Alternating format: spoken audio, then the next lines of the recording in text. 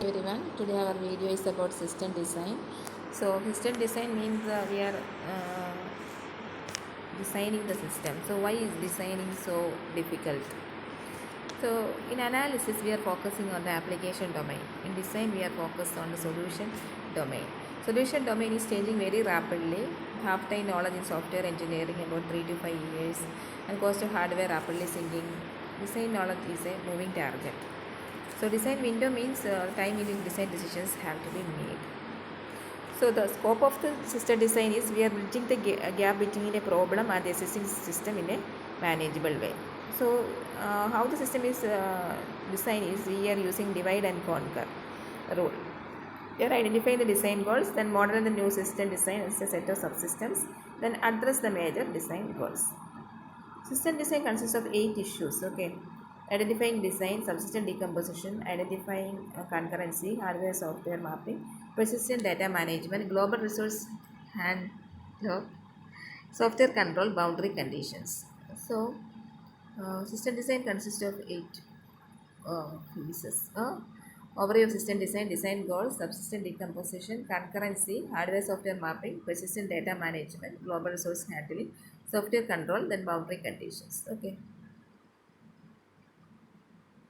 So, subsystem decomposition. What do you mean by subsystems? So first is subsystems and decompositions. So, what is a subsystem? It's a collection of classes, associations, and operations, events, and constraints that are closely interrelated with each other. The objects and the classes from the object model are the seeds for the subsystems. In UML, subsystems are modeled as packages. So, this is what is service. Service is a set of named operations that share a common purpose. Services are defined during system design. So there are subsystem interfaces versus API. Subsystem interface means set of fully typed UML operations. Then application program interface is the specification of subsystem interface in a specific programming language. So in the subsystem there are two terms we have to study. What is layers and partition. So layer is a subsystem that provides a service to another system with the following restrictions. A layer only depends on service from lower layers. A layer has no knowledge of higher layers. A layer can be divided horizontally into several independent subsystems called partitions. Partitions provide service to other partitions on the same layer. Partitions are also called weakly coupled subsystems. So the relationship between subsystems are two major types of layer relationship is there. Layer A means depends on layer B. Example, build dependencies. Layer A calls layer B runtime dependency. Then partition relationship is there. That is, subsystems have mutual knowledge about each other. Call service in BB, call service in a peer-to-peer conversion. So UML conventionally runtime dependencies are associated with dashed lines. Compile time dependencies are associations with the solid lines. This is an example of a subsystem decompositions. Here we can see different subsystems are there, and different layers are also represented in this. Here A, then BCD is a one layer, and EFG is a different layer. So in this we can see that two types of architecture is there: closed architecture and open architecture. Closed architecture, each virtual machine can only call operations from the layer below.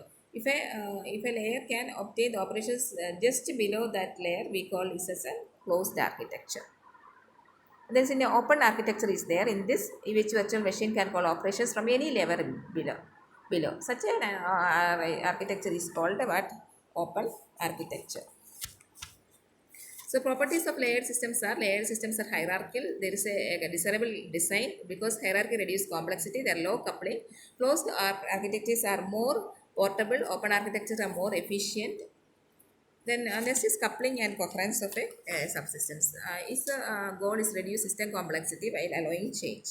So coherence means this measures dependency among classes. High coherence and low coherence is there. Classes in the subsystem perform similar tasks and are related to each other. We can say high coherence. Then low coherence means lots of miscellaneous and auxiliary classes, almost no associations. Then next is coupling. Coupling measures dependency among subsystems. There are high coupling and low coupling is there. Changes to one subsystem will have high impact on the other system. A change in one subsystem does not affect another systems. Then different types of architectural styles are there. Examples of architecture styles are client-server, peer-to-peer, repository, model view controller, 3-tier, 4-tier architecture, service-oriented architecture, pipes and filters. One of the main client-server architecture means one of many servers provide service to instances of subsystems called clients.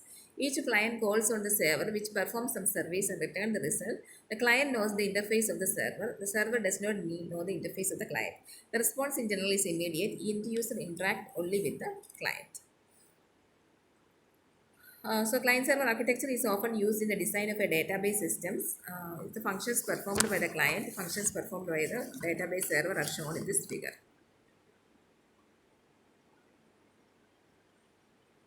Then problems with the client-server architecture is it does not provide peer-to-peer communication. Peer-to-peer communication is often needed. So that is the problems with the client-server architecture. The design goals for client-server architecture are service portability, location transparency. It means that server might itself be distributed but provides a single logical service to the user, high performance, scalability, flexibility and reliability. This is peer-to-peer architecture. Peer-to-peer architecture means generalization of client-server architecture. Clients can be servers as the services can be clients. So here can be either a client or server, a peer can be client as well as server. There is a relationship between client-server and peer-to-peer. Example of a peer-to-peer architecture is there, ISO OSI reference model. ISO means International Standard Organization. Open system interconnections. So this is the OSI model layers are there that you already studied. OSI layers, application layer, presentation layer, session layer, transport layer, network layer, data link layer, physical layer. So this is all about different architectural styles, and then one more style is repository architectural style. Subsystems access and modify data from a single data structure called repository. Subsystems are loosely coupled. Control flow is dictated by the repository through triggers or by the subsystems through logs and synchronization primitives. Then another is model view controller architecture style. Subsystems are classified into 3 different types.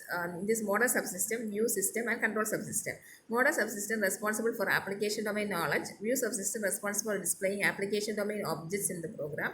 Controller subsystems responsible for sequence of interactions with the user and notifying views of changes in the model. In this figure, you can see the model view controller.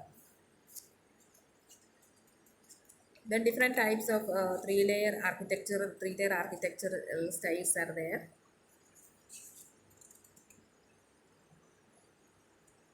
Then pipes and filter architecture style is there. An architecture style that consists of 2 subsystems called pipes and filters. Filter means subsystems that does a processing step. Pipe means a pipe is a connection between 2 processing steps. Each filter has an input pipe to an output pipe. Data from the input pipe are processed by the filter and then moved to the output pipe. The examples of pipes and filterable architecture is Unix shell command like this cat, etc. So this is all about